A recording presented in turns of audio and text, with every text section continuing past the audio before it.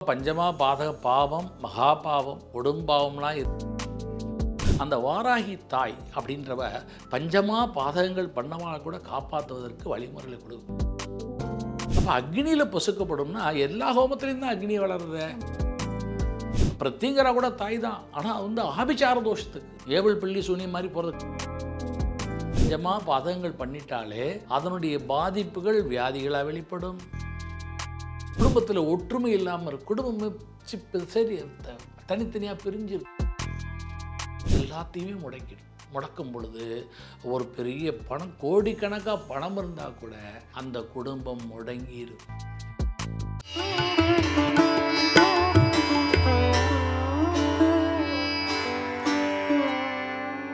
பிரணவ மந்திரம் நேயர்களுக்கு அன்பு வணக்கம். தொடர்ந்து வாராகி அம்மனை பற்றி நிறைய பதிவுகள் நம்ம பார்த்துட்டு வரோம். ஒவ்வொருவரும் ஒவ்வொரு விதமாக வாராகி அம்மனை வழிபட்டு வருகிறோம். அதை தாண்டி அக்னி வாராகி கேட்கறதுக்கே ரொம்ப வித்தியாசமாக இருக்கு. இந்த அம்பாளை எப்படி நம்ம வழிபடணும், அதற்கான திதி என்ன நட்சத்திரம், இதை தாண்டி என்ன மாதிரி பிரச்சனை இருக்கிறவங்க இந்த அக்னி வாராகியை வழிபடுறதன் மூலமாக நமக்கு வாழ்க்கையில் ஒரு தீர்வு கிடைக்கும் அப்படின்னு சொல்லி நமக்கு ஒரு விளக்கம் கொடுக்கறதுக்காக ஜோதிடர் அருளமுதம் பார்த்தசாரதி ஐயா நம்ம கூட இணைஞ்சிருக்காங்க.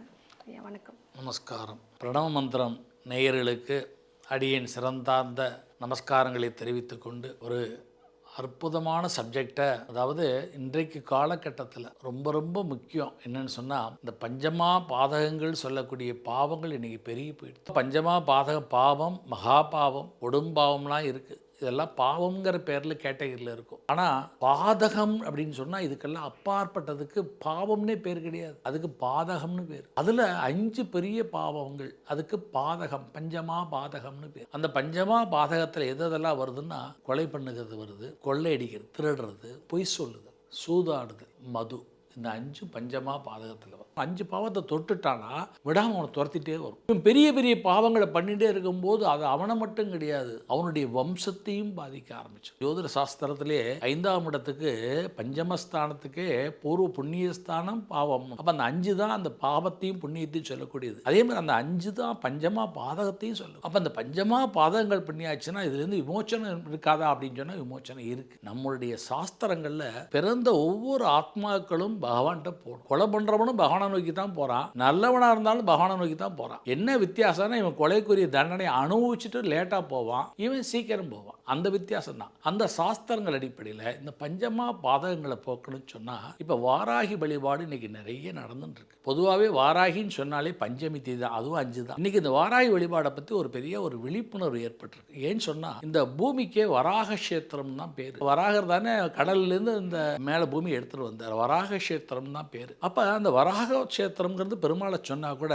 வாராகி அப்படின்னு நம்ம அம்பாளை சொல்கிறோம். அப்போ இது தாய் உணர்வோட கூடியவள். தாய் தான் தான் குழந்தை கொலையே பண்ணிட்டு வந்தால் கூட அந்த என் குழந்தைய நல்லவன் தான் சொல்லுவாள், காப்பாற்றணும்னு நினைப்பாள். அந்த வாராகி தாய் அப்படின்றவ பஞ்சமா பாதகங்கள் பண்ணவங்களை கூட காப்பாற்றுவதற்கு வழிமுறைகளை கொடுக்கக்கூடியதான். அவளுடைய திதி எதுன்னா பஞ்சமி திதி. அன்றைக்கே அந்த வாராகியை நம்ம வழிபடணும். அப்போ அந்த வாராகிலேயே நிறைய ரூபங்கள் இருக்குது. அதில் நம்ம எல்லாத்தையும் பேச வேண்டாம். மெயினாக அக்னி வாராகி, இதை பற்றி நிறைய பேருக்கு தெரியாது. அக்னி வாராகி பொதுவாகவே நம்முடைய சாஸ்திரங்களில் பாவங்கள் 2 வழியில் பொசுக்கப்படும். ஒன்று புண்ணிய நதிகளில் நீராடுவதன் மூலமாக பாவங்கள் பொசுக்கப்படும், இன்னொன்று அக்னியின் மூலமாக பாவங்கள் பொசுக்கப்படும். அப்போ அக்னியில் பொசுக்கப்படும்னா எல்லா ஹோமத்திலையும் தான் அக்னி வளருது. அப்போ எல்லா ஹோமத்திலையும் பாவங்கள் பொசுக்கலாமே அப்படின்னு சொன்னால், சிறிய சிறிய பாவங்கள், ஒரு கிரகதோஷங்களால் ஏற்படக்கூடிய பாவங்கள்ல அக்னியில், சாதாரண அக்னியில் ஒரு நவகிரகம் பண்ணி நவகிரக தோஷத்தை போக்கிக்கலாம், ஒரு தன்வந்திரி ஹோமம் பண்ணி ஒரு ஹெல்த் இஷ்யூ போக்கிக்கலாம், சின்ன சின்ன மற்ற ஹோமம். ஆனால் பெரிய பாவங்கள் பஞ்சமா பாதகங்களுக்கு மற்ற ஹோமங்கள்லாம் சரியாக வராது. பொதுவாக ஹெல்த் இஷ்யூ எடுத்துப்போமே, லைஃப் ஸ்டைலில் வரக்கூடிய ஹெல்த் இஷ்யூ இருக்கு, ஃபுட் ஹேபிட் தப்பாக இருந்தால் வரக்கூடிய ஹெல்த் இஷ்யூ இருக்கு, இன்னொரு ஹெல்த் இஷ்யூ இருக்கு, பாவத்தில் வர ஹெல்த் இஷ்யூ இருக்கு, பரம்பரையாக தீர்க்க முடியாத ஒரு பாவத்தில் வர கர்மாவால் வரக்கூடிய ஹெல்த் இஷ்யூ இருக்கு, லைஃப் ஸ்டைலில் வரக்கூடிய ஹெல்த் இஷ்யூக்கு மருந்து உண்டு, டாக்டரே கொடுத்துருவார். ஃபுட் ஹேபிட் தப்பாயிடுச்சுன்னா வரக்கூடிய ஹெல்த் இஷ்யூக்கு டாக்டர் மருந்து கொடுத்துருவார். ஆனால் பாவத்தில் வர ஹெல்த் இஷ்யூக்கு டாக்டர் மருந்து கொடுக்க முடியாது. அதுலேயும் பஞ்சமா பாதத்தில் வர ஹெல்த் இஷ்யூக்கு மற்ற எந்த அக்னிலையும் பண்ண முடியாது. அதுக்கு ஒரே அக்னி எதுனா வாராகி தான், தாய் தான் பண்ண முடியும். பிரத்திங்கரா கூட தாய் தான். ஆனால் ஆபிச்சார தோஷத்துக்கு ஏவல் பிள்ளி சூனியம் மாதிரி போகிறதுக்குலாம். ஆனால் வாராகி இந்த பஞ்சமா பாதகங்கள் பண்ணியாச்சுன்னு சொன்னால் அதுக்கு பஞ்சாக்னி அக்னி வாராகி. மற்ற ஹோமங்கள் வாராகி ஹோமங்களுக்கெல்லாம் ஒரு வித்தியாசமான ஹோமம். பொதுவாக இதை ஒரே ஹோம குண்டத்தில் அக்னி வாராகி ஹோமம் பண்ணுறவா இருக்கா. பொருட்செலவை கருத்தில் கொண்டு அதிகமாக பொருட்செலவாயிடும் 5 ஹோம குண்டங்கள் போடும்போது அப்படின்னு. ஆனால் 5 ஹோம குண்டங்கள் போட்டு அதில் நடுவில் ஒரு பிரதான குண்டம் போட்டு இந்த 4 சிறிய குண்டம் போடணும். அதில் ஒன்று ஈசானியத்தில் வரும். அதில் ஈசானின்னு சொல்லும்போது பஞ்சபூதங்கள் அங்கே வந்துடுறா. அப்போ அந்த ஈசானிய மூலியத்தில் பொதுவாகவே நீர்னு சொல்கிறோம் இல்லையா, அங்கே தானே வாட்டர்லாம் இருக்குன்னு சொல்லுவோம் இல்லையா. அப்போ அந்த ஜலத்தத்துவத்தை அங்கே ஆவாகனம் பண்ணணும். ஜலத்தத்துவத்தை ஆவாகனம் பண்ணி, ஏன்னா நம்ம பண்ணக்கூடிய பாவங்கள் இந்த பஞ்சபூதங்களுக்கு உட்பட்டு தான் இருக்கும் எல்லா பாவங்களும். அப்போ அந்த பஞ்சபூதங்களோட முதல்ல ஆராதனை பண்ணி அதன் மூலமாக தான் அதை பண்ண முடியும், பஞ்சாக்னி வாராகியை பண்ண முடியும். அப்போ அங்கே ஜலத்தத்துவத்தை ஆவாகனம் பண்ணணும். அடுத்தாப்புல அக்னி மூலையில் ஆக்னேய மூலையில் தென்கிழக்கு மூலையில் அக்னி தத்துவத்தை ஆவாகனம் பண்ணணும். அப்புறம் நிருதி மூலையில் நிருதி தத்துவம், இந்த மூலையில் வாயு மூலையில் வாயு பகவான் ஆவாகனம் பண்ணிட்டு நடுவில் பிரதான குண்டத்தில் ஆகாச தத்துவம். ஆகாசம் தானே பரதத்துவம், அங்கே தானே அம்பாள் பரதேவதை தானே அவ. அப்போ பரதேவதையை ஆகாச தத்துவத்தில் ஆவாகனம் பண்ணி பண்ணிவிட்டு அப்புறம் அந்த பஞ்சாகினி அந்த 4 குண்டத்துலேயும் அக்னி வாராகிக்கு மூல மந்திரம். இந்த ஹோமம் ஆரம்பிக்கிறதுக்கு முன்னாடி கணபதி பூஜை, பிள்ளையார் பூஜை, சங்கல்பம், புண்ணியாக வாசனம், கலசஸ்தாபனம் ரொம்ப முக்கியம். அந்த கலச மண்டலத்தில் பிரதான வாராகி குண்டம் இருக்கு இல்லையா நடுவில், அதற்கு அருகிலே கிழக்கு பக்கத்தில் நம்ம கலசங்களை அமைக்கணும். இந்த ஒவ்வொரு குண்டத்துக்கு பக்கத்துலேயும் அந்தந்த தேவதை, இப்போ வருணன்னா வருணன், வாயுன்னா வாயு, அந்த 4 கலசங்களை வச்சு இங்கே கணபதிக்கும் அவளுடைய குலதெய்வம், யாருக்கு பண்ண குலதெய்வம் பிரதானமாக அக்னி வாராகி வச்சு, அதற்கு முன்னாடி ஆகாச தத்துவத்துக்கு ஒரு கலசம் வச்சு இந்த கலசங்களை ஸ்தாபிதம் பண்ணி கலச ஆவாகனம் பண்ணி இதுக்கு பஞ்சசாந்தி மந்திரங்களை சொல்லணும். பஞ்சவாகினி வாராகி மந்திரம் மூல மந்திரம் ஜபம் பண்ணணும். இது ஜபம் அப்படின்னா 2000 ஆவர்த்தி குறைஞ்சபட்சம் ஜபம் பண்ணணும். 6000 ஆவர்த்தி பண்ணணும். 6000 ஆவர்த்தி ஜபம் பண்ணால் தான் 2000 ஆவர்த்தி ஹோமம் பண்ணணும். 3ல் 1 பங்கு ஹோமம். இல்லை 4000 ஆவர்த்தி ஜபம் பண்ணி 2000 ஆவர்த்தி ஹோமம். இப்போ வராகின்னு பன்றின்னு சொல்கிறோம் இல்லையா, எதை சாப்பிடும் பாருங்கோ, கிழங்கு வகைகள், பூமி கிழங்கு. இப்போ இதில் பனங்கிழங்கு, சக்கரவள்ளி கிழங்கு, வேர்க்கடலை, இந்த மாதிரி இதெல்லாம் இந்த ஹோமத்தில் திரவியம். நெல் பொரி, பூமிக்கு அடியில் விளையக்கூடிய எல்லா விஷயம். ஆமாம். இதில் பார்த்தேன்னா இந்த சக்கரவள்ளி கிழங்கு ஏன் ரொம்ப விசேஷம்னா, இப்போ பன்றின்னு எடுத்துட்டேன்னா அது சாக்கடை ஒரு நரகளை கூட சாப்பிடும். ஆனால் அதனுடைய விஷத்தன்மை முறிக்கிறதுக்கு சக்கரவள்ளி கிழங்கு மாதிரி எதுவுமே கிடையாது. நீங்கள் நிறைய பேர் சக்கரவள்ளி கிழங்கு பற்றி தெரியாமல் இருக்க, அவேர்னஸ் இல்லை. எப்பேற்பட்ட கேன்சரை கூட முறிக்கக்கூடிய சக்தி சக்கரவள்ளி கிழங்கு. அதனால தான் பன்றி எவ்வளவு நரகள் இதில் சாப்பிட்டா கூட அந்த சக்கரவள்ளி கிழங்கை சாப்பிடும்போது அதனுடைய விஷத்தன்மை முறிவிடும். அதே மாதிரி நாம் எவ்வளவு பாவங்களை பண்ணியிருந்தாலும் இந்த வாராகிக்கு இந்த சக்கரவள்ளி கிழங்கையும் இந்த பனங்கிழங்கையும் இந்த வேர்க்கடலையும் நெல் பொரியையும் இதை மாதிரி சில திரவியங்கள்லாம் அந்த ஹோமத்தில் சேர்த்து, அதுவும் 5 விதமான சமித்துகள், 5 விதமான திரவியங்கள், 5 விதமான புஷ்பங்கள் எல்லாம் 5 இருக்கும் வைத்து சேர்த்து இந்த ஹோமத்தை பண்ணி 5 பிராமணர்கள் இதில் பிரதான குண்டத்தில் 5 பேர் உட்காரணும். அதுபோக 4 குண்டத்தில் 4 பேர் உட்காரணும். 9 பேர் உட்காந்து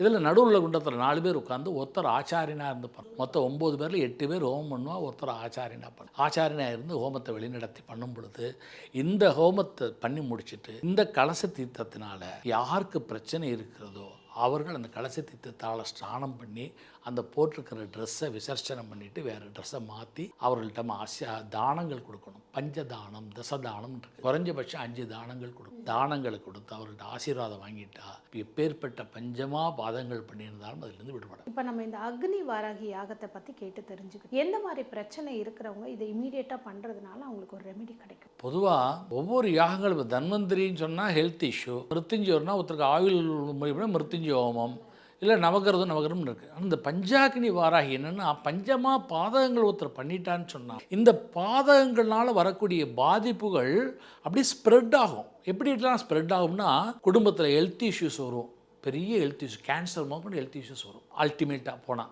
இன்னொரு பக்கம் என்ன பண்ணுன்னா குடும்பத்தில் தீராத கடன்கள் இருந்துகிட்டே இருக்கும். சில பேருக்கு பார்த்தேன்னா வழக்குகள் இருந்துட்டு இருக்கும். பூமி சம்மந்தப்பட்ட விஷயங்கள் எல்லாம் எல்லாமே கோர்ட்டு கேஸில் இருக்கும். பூமி சம்மந்தப்பட்ட விஷயங்கள் எல்லாம். சில பேர் குழந்தைகளுக்கு திருமணம் ஆகிருக்காது, ஆகியிருந்தாலும் குழந்தை பிறக்காது. சில பேர் கணவன் மனைவி விவாகரத்தில் இருக்கும். இந்த மாதிரி குடும்பத்தில் ஒற்றுமை இல்லாமல் இருக்கும். குடும்பமே சரி தனித்தனியாக பிரிஞ்சிருக்கும், யாருமே உறவு இல்லாமல் இருக்கும். இது மட்டும் இல்லாமல் தோஷங்களில் ஸ்தம்பண்ண தோஷம்னு ஒரு தோஷம் இருக்குது. இதுக்கு முடக்கு தோஷம்னு தமிழில் பேர். டிராஃபிக் ஸ்தம்பிச்சிருத்துன்னு சொல்கிறோம். என்ன அர்த்தம்?